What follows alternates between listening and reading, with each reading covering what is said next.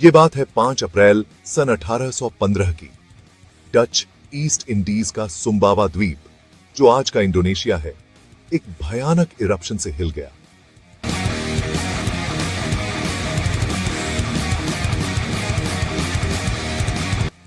Mount तंबोरा, एक volcano जो सदियों से शांत था, अचानक जाग उठा और इसमें हजारों इंसानों ने अपनी जान गंवाई।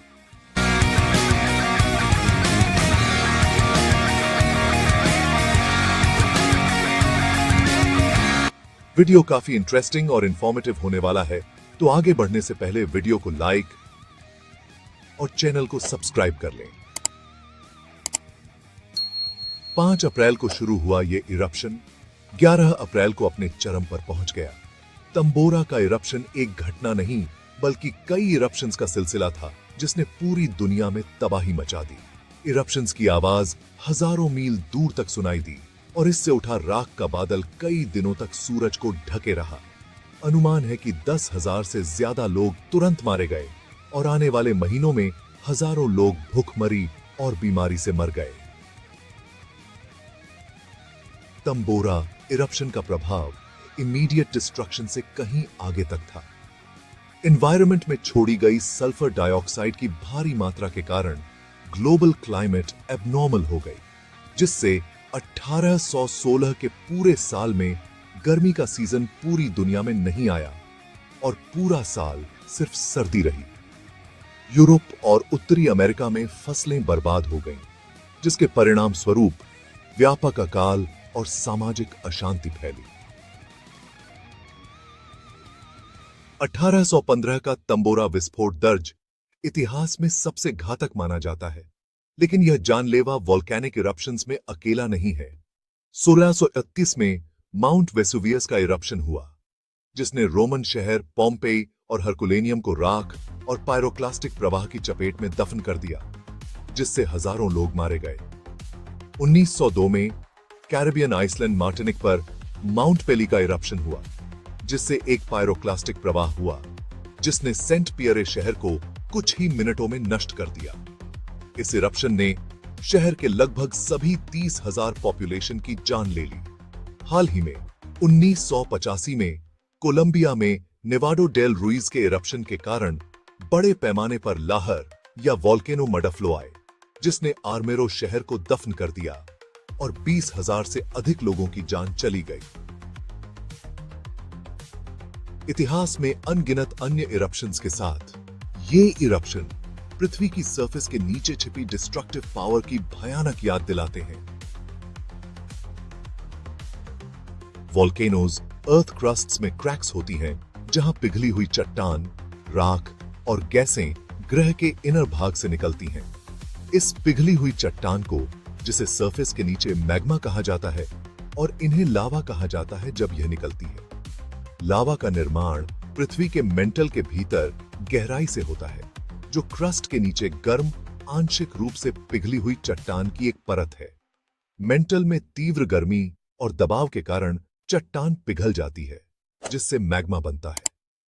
यह मैग्मा आसपास की चट्टान से कम घना होने के कारण क्रैक्स के माध्यम से सरफेस की ओर बढ़ता है। जब बढ़ते मैग्मा का दबाव आसपास की चट्टान की ताकत से अधिक हो जाता है, तो वॉल्केनिक इरप्शंस होता है। वॉल्केनिक इरप्शंस कई रूप ले सकते हैं।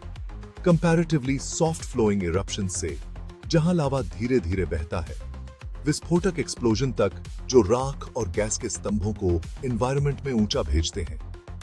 इरप्शंस का प्रकार कारकों पर निर्भर करता है, जैसे कि मैग्मा की स्ट्रक्चर, इसमें गैस की क्वांटिटी और वॉल्केनो की स्ट्रक्चर। वॉल्केनोज दुनिया में रैंडमली नहीं होते, वे टेक्टोनिक प्लेटों की सीमाओं के साथ केंद्रित हैं। विशाल गतिमान स्लैब जो पृथ्वी की क्रस्ट बनाते हैं। ये प्लेट सीमाएं वे स्थान भी हैं जहां अर्थक्वेक और पर्वत रेंज पाई जाती हैं। दुनिया भर में आज भी लगभग 1550 एक्टिव वॉल्केनोज हैं और हर साल इनमें से 50 से 70 वॉल्केनोज विस्फोट होते हैं।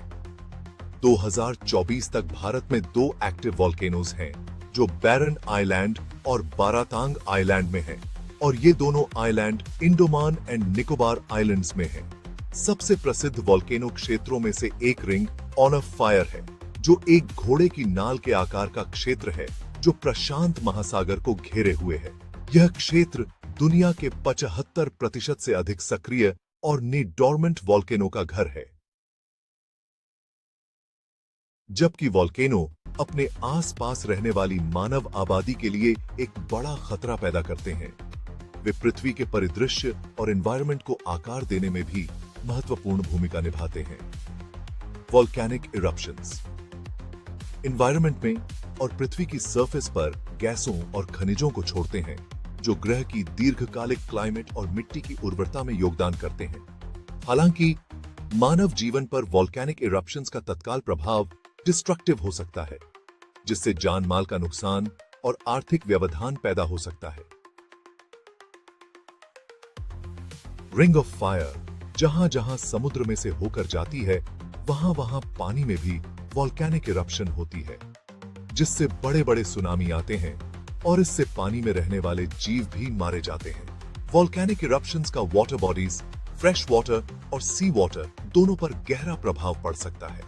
पानी के भीतर वॉल्केनिक इरप्शंस या एक्सप्लोजन से उत्पन्न लैंडस्लाइड से उत्पन्न विशाल वेव्स, एक्सप्लोजन से निकलने वाली राख और डेब्री भी वाटर सोर्स को दूषित कर सकते हैं, जिससे वे पीने या सिंचाई के लिए असुरक्षित हो जाते हैं। इसके अतिरिक्त झीलों और महासागरों में वॉल्केनिक मटेरियल का प्रवाह पानी की केमिकल स्ट्रक्चर को बदल सकता है, जिससे पीएच लेवल और न्यूट्रिएंट्स की उपलब्धता प्रभावित होती है, जबकि ये प्रभाव जलीय जीवन के लिए हानिकारक हो सकते हैं। वॉल्केनिक इरप्शंस के कुछ सकारात्मक प्रभाव भी हो सकते हैं।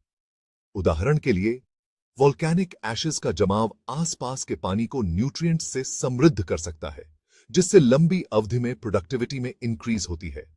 हालांकि वाटर प्यूरिफिकेशन पर वॉल्केनिक इरप्शंस का समग्र प्रभाव जटिल है और विभिन्न कारकों पर निर्भर करता है, जिसमें एक्सप्लोजन का साइज और ड्यूरेशन, वॉल्केनो का प्रकार और वाटर बॉडीज से एक्सप्लोजन की प्रॉक्सिमिटी शामिल है। ऐसी ही और मजेदार और इंफॉर्मेटिव वीडियोस के लिए स्वीट वाइब्स फन को सब्सक्राइब करें। जय हिंद।